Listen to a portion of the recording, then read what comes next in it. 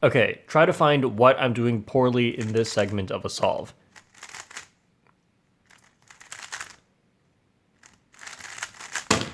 In this clip, I have big pauses between each step. And that's because I'm doing something called double recognition. What I mean by double recognition is needing to look at the case twice to know what it is. After solving the first F12 pair, I wasn't doing look ahead, so I didn't know that the other F12 pair was back here. You can see that the next thing I do is turn some pieces closer to me to get a better look. I then notice what case it is and start solving it. Then I get to OLL and I can see it's the small lightning bolt pattern, but there are two of them and I don't know which one it is. Then I turn the top to see the side blocks and that confirms which case it is. Finally, I get to PLL and I know this pattern of two blocks just like this has to be a J-perm, but the J-perm has two different angles that both show a double block. So I look to the left side and see this is the actual pattern I want and then do the J-perm over here.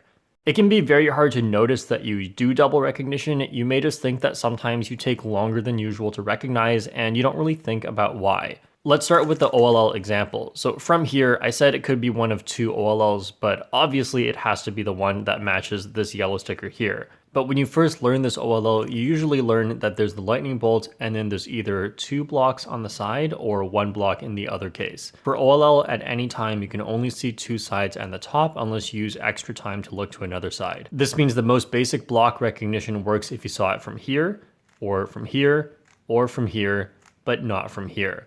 So once you know all the OLLs and you're working on the recognition, you have to be able to identify the difference between a yellow sticker here and a yellow sticker here when you have the lightning bolt. That way you don't look at it, turn, look at it again. You can just look at it, turn, and go straight into it at the same time. Then for PLL recognition, to avoid recognizing twice, again, don't look for just the most basic features that you memorized in the beginning of learning PLL. Now for this J-perm, I think people usually use either this block to recognize or these two adjacent blocks and maybe know that these two also match. You may be able to tell from this that it must be a J-perm, but you may not realize immediately that the J-perm is done from right here. So again, the goal here to avoid double recognition is to see something that isn't one of the most defining features of that case, but using it to still be able to go into the case straight away without looking at any other pieces. Now back to the F2L case, how could we have done this without double recognition? Since the first case was this, ideally you could have done some look ahead and found this, so you would have already seen some of the pieces. But even if you didn't do look ahead, it's possible from here to still figure out what the case must be. The problem, even if you know the corner is here, is that white could be on either side. Except it can't, because we know it is this case, and these two colors actually give it away. So this is where you need some deduction. This top piece is green, which means the back is red.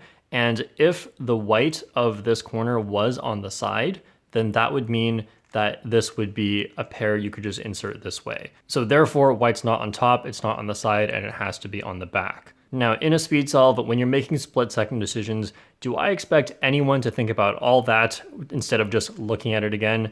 No. Using that much thinking in a speed solve would not be a speed solve. But if you learn about why you're unsure about certain cases and think it all the way through, you can often make it so much easier. So now if I see this and this green matches this green on the front, then I already know this is the only possible case it could be. Even though it looks like I used a lot of deduction here, you only need to know two patterns. One of them is the edge matches the front, and one of them is the edge doesn't match the front, so let's see what that looks like. So here it is, the edge has changed colors, which means this one has changed colors as well. And this time, if it doesn't match, it's a misoriented edge, which means I will have to rotate at some point. And so this is the only other case that even looks similar. And that's this case where you have to do this and then rotate to insert them.